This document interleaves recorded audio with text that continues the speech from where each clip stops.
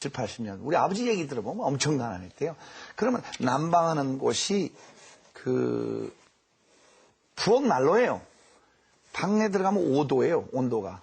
자로만 들어가는 거예요. 그러니까 사람들이 다 모여서 키친 스토브 앞에서 모여가지고 할머니, 할아버지. 그러니까 아이들하고도 만나고 교육도 하고 인성교육도 시키고. 한국도 우리 어렸을 때는 이게 참 꼭 민속촌에 가야 초가집을 보는데 한국은 초가집에 있었단 말이에요. 그럼 예를 들자면 아버지들이 들어왔어요. 아버지들이 들어와 7, 8씩 났죠, 그때. 그러면 아버지가 들어오시면은 형들이 그랬어요. 아버지 들어오셨다. 그럼 내 친구 나이 또래 된 애가 아버지 들어오셨다. 다 발발발 떨었거든요. 그럼 놀러 온 서양에도 아버지 들어오셨다고 또 놀았거든요. 이게 교육이 아버지가 어려운 거다. 아버지가 어른이다. 아버지를 존경해야 된다. 그냥 배우는 거예요. 네. 근데 지금은 온돌방도 없고, 그러니까 전부 아파트 안에서 이거 중앙난방이 또 큰 문제예요. 이 중앙난방을 그러니까 다 자기 방에 들어가서 뱅콕이란 말이야. 이게 네. 방에 콕 박혀서 말이에요. 이게 이 어른들, 노인들하고 접촉할 수 있는 시간이 네. 제한이 됐기 때문에 교육은 사람들이 착각해요. 의과대 학생들 환자 보면요. 가정교육 잘 받으나야고 안 받으나야고 차이가 커요. 네. 우선 나는 배려하고. EQ를 남을 배려한 마음이라고 그래요. EQ가 약해요. IQ는 높은데. 네. 그건 눈치 키우도 있어야 돼요. 그렇겠네요. 그 선생님께 이제 마지막으로 여쭙고 싶은 부분은 이제 다문화 가정에 대한 그 교육에 관한 문제인데, 아시는 것처럼 우리나라에 상당히 많은 수의 이제 외국인들이 일하러도 오고 이제 결혼으로도 들어오고 있습니다. 우리나라에서 이루어져야 할 그 외국인들에 대한 또 다문화 가정에 대한 교육이랄까요? 사회적인 인식 어떻게 바뀌어야 한다고 보십니까? 과거에는 한국의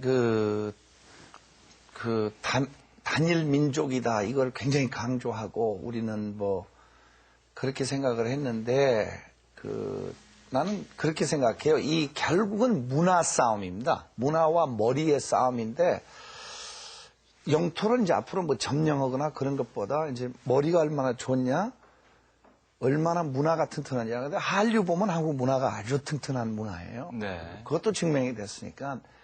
근데 우리는 과제가 있어요. 통일이 돼야 돼요. 통일이 돼서 최소한 남북한이 합쳐져서 인구도 1억 가까이 돼야 뭔가 세계적으로 할 수 있고 영토도 좀 넓어져야 되고. 근데 저는 그렇게 봅니다. 굉장히 철학적으로 봐요. 우리가 이북에 변화를 많이 요구하는데 우리부터 변해야 돼요. 근데 우리부터 변하는 것이 지금 연습할 수 있는 게 다문화 가정이에요. 네. 이건 농촌이 앞섰어요, 도시를. 농촌의 30%가 이제 다문화 가정이에요. 예. 그러니까 그 다문화 가정들, 그 외국 부인들을 포용하고 그 태어난 아이들을 포용을 할 수 있으면은 그 다음에 이제 통일이 일어났을 때 우리의 그 북쪽 사람들을 좀 포용할 수 있는 여유가 생기지 않을까. 그래서 굉장히 희망적인 얘기고 한국이 할 일이 많아요. 뭐 지금 조선, IT, 자동차 뭐 앞서간 게 한두 가지가 아니에요. 예. 그래서 우리가 이제 문화가 이제 조금 더 배타적인 거 버리고 좀 더 이렇게 다문화 가정 통해서 통일 준비도 하고 통일을 했을 때 피를 흘리지 않는 평화스러운 통일하고 함께 살 수 있으면 한국이 지금 뭐 하늘이 한계점이라고 생각합니다. 이제 한국이 세계를 이제 따라가거나 같이 가는 게 아니고 이 한강의 기적을 못 사는 나라들한테도 좀 가르쳐 줘야죠. 예. 안 그렇습니까? 저는 그렇게 생각합니다. 뭐 좀 냉정하게 그 평가를 여쭙고 싶은 부분이 있는데요. 그렇다면 이 시점에서 지금까지 쭉 긍정적이고 희망적인 말씀을 해주셨는데 사실 우리나라 국민들이 외국인들에 대해서는 상당히 배타적이지 않습니까? 특히 외국인 근로자들의 인권이라고 하는 문제를 생각해 보게 되면 글쎄요, 과연 어떨까 하는 생각도 드는데요. 물론요, 이제 뭐 3D가 있고 뭐 그런 점도 있지만은 물론 변해야 됩니다. 특히 이제 우리가 그 교포도 그래요. 외국인뿐만 아니에요. 우리가 일본 교포, 미국 교포, 그다음에 조선족. 나는 조선족이라는 말을 아주 싫어해요. 조선 교포 아니면 중국 교포 중국 교포. 그렇게 불러야 되는데 이제 단순히 여기 일하러 어려운 일하러 온 사람들이니까 그렇게 하는데 우리가 변해서 그 사람들한테 조금 더 잘해주고 의료보험도 주고 정부 차원에서 의료보험 다 주고 노동허가도 줘야 돼요.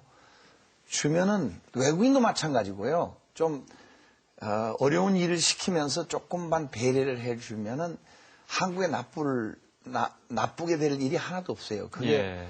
참 잘 지적하셨어요. 그게 우리가 좀 변해야 될 부분이지만 지금 몇 년 됐다고 우리가 아직까지 사람들 마음에 우리도 그 70년도에 구로공단이 있었고 16시간씩 재봉틀 앞에서 일했고 그래서 좀 시간이 조금 필요하지 않느냐. 네. 저는 그 부분에 대해서도 지금 변화가 현재 지금 또 일어나고 있고 최근에 와서 특히 그 한국에 있는 사회를 이끌어간 사람들하고 얘기해 보면은 마음에 여유가 많이 생겼어요. 왜냐하면 이제 남을 코이카 같은 단체를 통해서 엄청난 좋은 일을 하고 있어요. 세계에 나가서 남을 받는 나라에서 이제 주는 나라로 변했고. 네. 그래서 저는 그거는 크게 걱정 안 합니다. 시간의 문제입니다. 시간이 좀 지나면 좋아질 겁니다. 그럴까요? 네.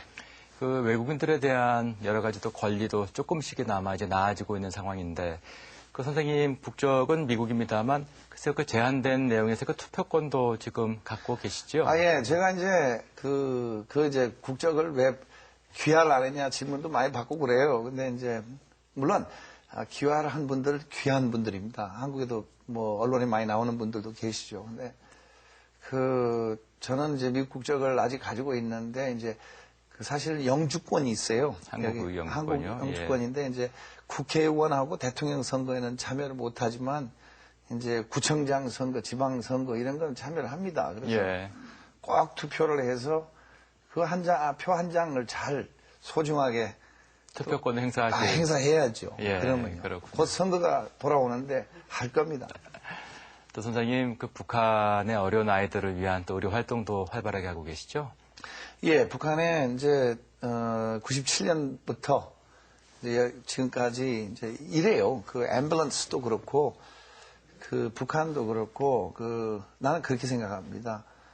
제가 얻은 듣기 좋으라고 얘기한 얘기가 아니라 제가 얻은 은혜가 의과대학도 여기서 나왔고 미국 가서 수련받고 부서장으로 돌아왔고 그래서 뭔가 내가 해야 되는데 앰뷸런스하고 응급의료 체계에 조금 기여한 거 조금 빚을 갚았고 그 다음 북한입니다. 북한에 가니까 우리는 99가지를 얻었는데